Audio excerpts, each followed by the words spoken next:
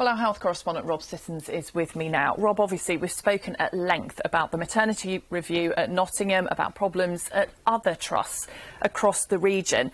Now this from Derby, what have the hospital had to say? We know all is not well in maternity land, not just in the East Midlands, but across the country, and these stories are depressingly familiar. The Trust, the Derby and Burton Hospitals Trust, told us in a statement they could and should have done better. Sarah Noble, who's the Director of Midwifery, said they're deeply sorry to the families they've let down.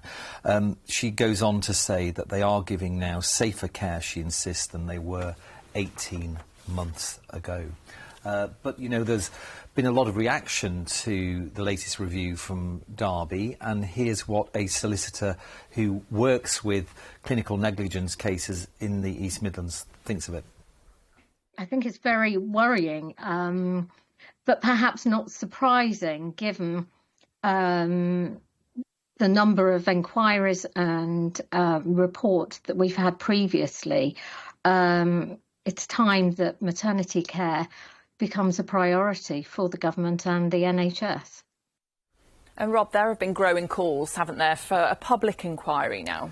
Yeah, speak to traumatised families, some who've devoted years now to campaigning for safety improvements. They don't want what's wrecked their lives to happen to other people. They think a national public inquiry is now the way forward. Now, in a moment, we'll hear what the Prime Minister thinks of that, because our political editor's been to Downing Street to talk to Keir Starmer.